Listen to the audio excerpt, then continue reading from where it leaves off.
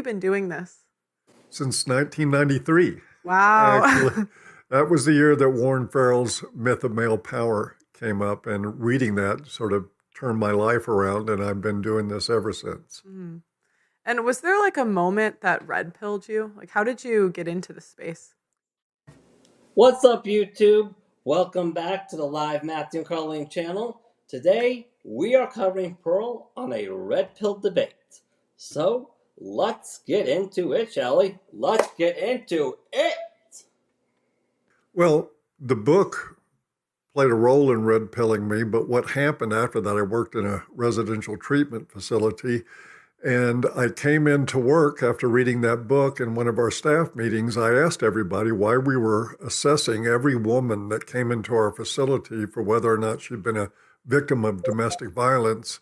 And we were assessing all the men who came into our facility for whether or not they'd been perpetrators of domestic violence. And we weren't asking women whether they were perpetrators or men whether they were victims.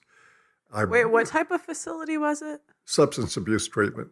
Oh, and so they would automatically ask the women if they were victims and ask Yes. the men if they were Is that because of the Duluth model, right? That was the Duluth model, and Yeah. it also goes back to just sugar and spice narrative about women, and men are bad, women are good narrative that's been around is at least as long as Duluth or longer. But when I asked about it, I got hostility. I mean, there was outrage among my peers for even asking the question. And my first thought was, I think I'm over some kind of target here. I don't know what it is yet, but I'm going to find out. And I've been finding out ever since. And so did you end up like leaving the facility, or Yes. how did that I ended play up out? leaving the field. And my bro, I can totally relate to this. Because the exact same thing happened to me multiple times. Like, take this for example. Like, when I was in school, same exact situation. Anytime a female student made a complaint towards a male student was automatically guilty till proven innocent.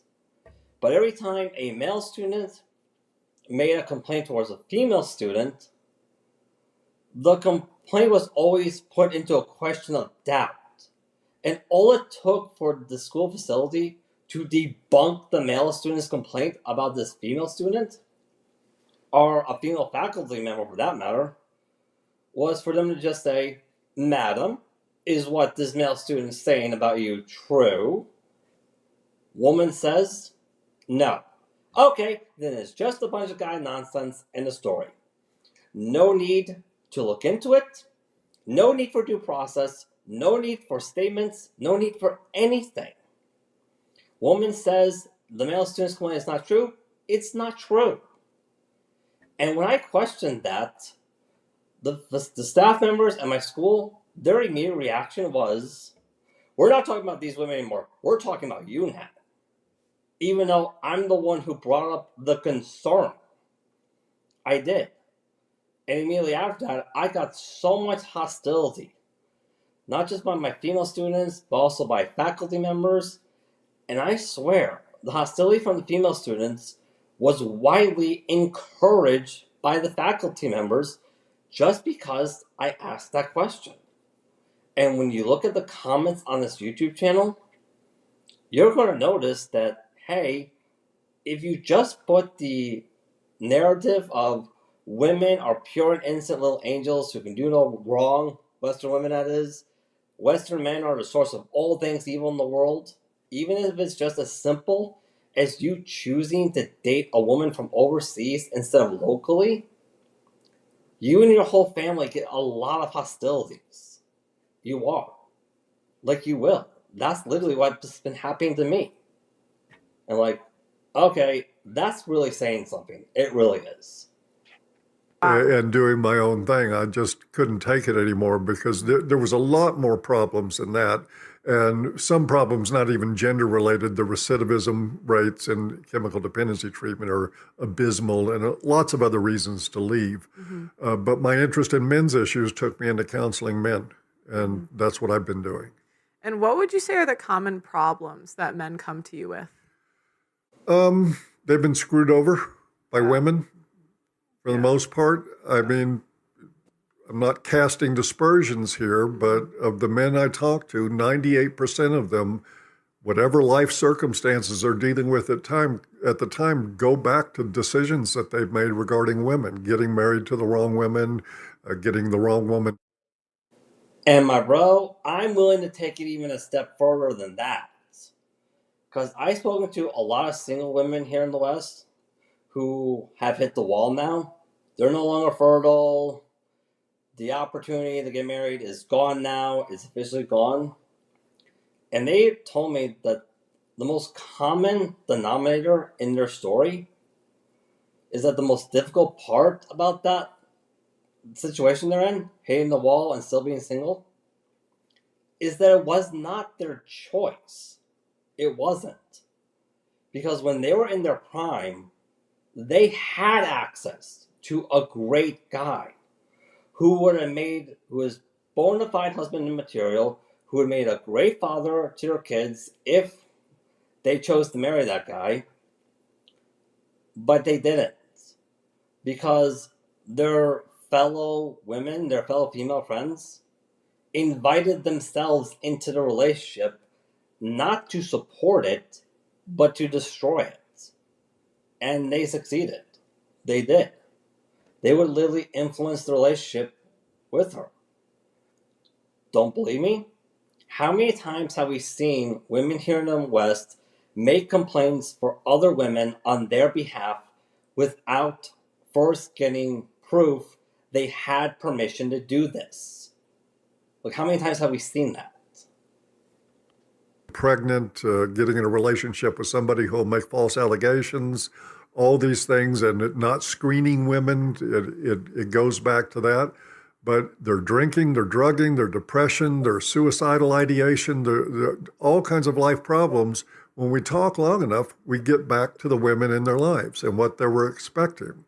Guys think I'm going to meet a girl and fall in love and she's going to love me back and we're going to go off happily ever after into the sunset. And then they find out that it doesn't really work that way. Mm-hmm. And it's devastating for them. Yep. And I'm willing to take it further than that too.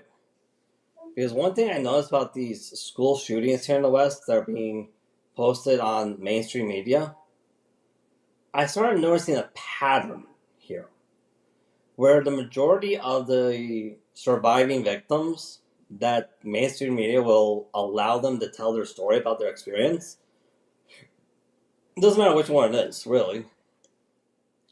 The majority of those people, of the survivors telling their story, are women, whether it be female faculty, female students. The majority of them are women, is what I noticed. That seems to be the pattern in mainstream media reporting school shootings. It is.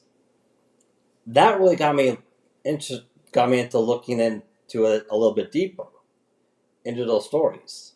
And one thing I noticed is that the most common motivator for those shootings was this guy, when he was a student at that school, he was horrifically abused.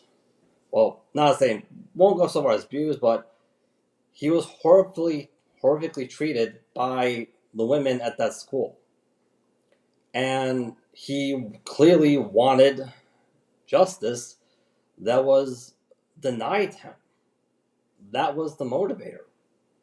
Which got me thinking, wait a minute, maybe the reason why all these mainstream medias are not allowing the male survivors to tell their story, like they're not putting them on camera, is because if they go on camera, they're going to say, maybe, and I don't know for sure, but maybe it's a possibility, if they put the male survivors on camera about these school shootings, they might say that the shooter didn't really express any real interest in them. And that might cause suspicions. It would. Anyways, that's all we got time for today. I think I'll make myself some chocolate milk now. Chocolate milk is good. And all of you men out there, hey, here at the Matthew and Carlene channel, we're here for you. We are. Because after all, one thing I notice about a lot of men's issues is that I think a lot of men need to just have the ability to talk to someone about it without worrying about being judged or getting hostile. That's one of the reasons why me and Carlene decided to make this channel. It really is. You men keep at it. You guys